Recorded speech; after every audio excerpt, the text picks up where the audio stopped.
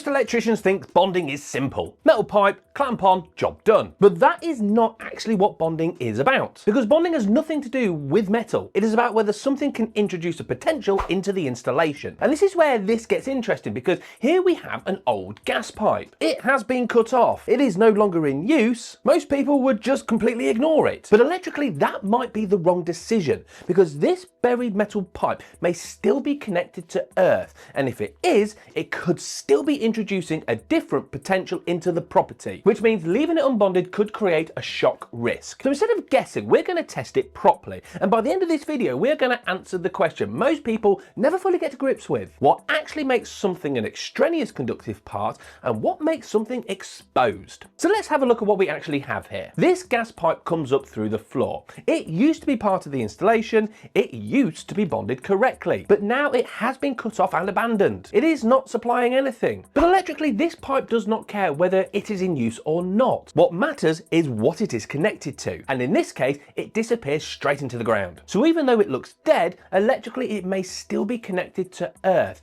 And if that is true, this stops being a plumbing issue and starts becoming an electrical one. Now, we discovered this while surveying this property for an EV charger install. The bonding clamp had been removed when the pipe was cut back. And we realized this was actually a perfect opportunity to show you how you would properly test something like this, because two identical looking bits of metal can behave completely differently electrically. So the only way to know for certain is to test it. And we are going to do just that using the TIS MFT Pro. Now, the idea here is simple. We need to know whether this pipe is electrically connected to earth, because if it is, it has the ability to introduce a voltage into the installation. Now, in any electrical installation, everything you can touch should sit at roughly the same voltage. That way there is no dangerous difference in potential between 2 points. But that only works if everything is connected together properly. Now imagine a fault develops in the installation. Metalwork connected to the electrical system can suddenly rise in voltage, but a buried metal pipe stays at earth potential. So now you have two different voltages in the same room, one from the installation, one from the pipe. And if you touch both at the same time, you become the path between them. That difference in voltage is what we call touch voltage. And that is what gives you an electric shock. Normally, we prevent that by bonding the pipe. So under fault conditions, everything rises and falls together. But this situation is different,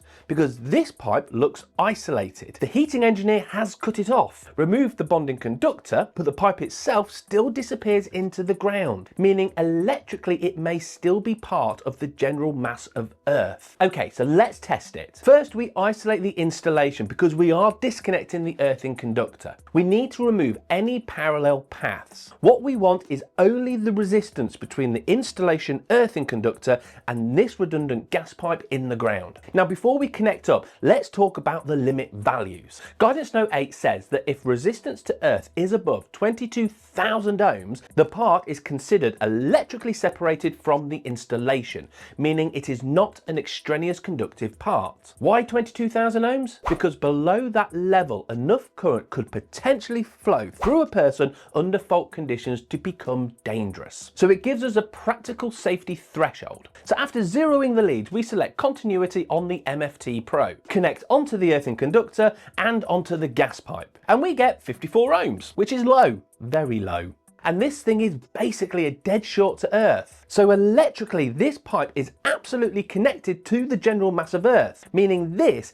is an extraneous conductive part and it does need bonding. But then I started wondering, what else in this installation looks dangerous but actually is not, or looks isolated but secretly is not? So we started testing everything. This kitchen island has copper pipes disappearing into the floor. Visually, you would think there is a chance they need bonding, but the resistance is above 22,000 ohms, so electrically they are separated from earth. No bonding required. Then we tested this radiator. Does it need bonding? Well, no, the installation already has RCD protection, but let's test it anyway. And open circuit, which makes perfect sense because behind the wall, the copper transitions into plastic pipe, meaning electrically this radiator is floating. Then there is this studio supply, plastic water pipe outside, metal pipework inside. So does that metal now need bonding? What do you think? So what have we actually proven here? Because visually, all of these metal parts looked pretty similar, but electrically they behave completely differently. And this is the part people often get wrong. An extraneous conductive part brings a voltage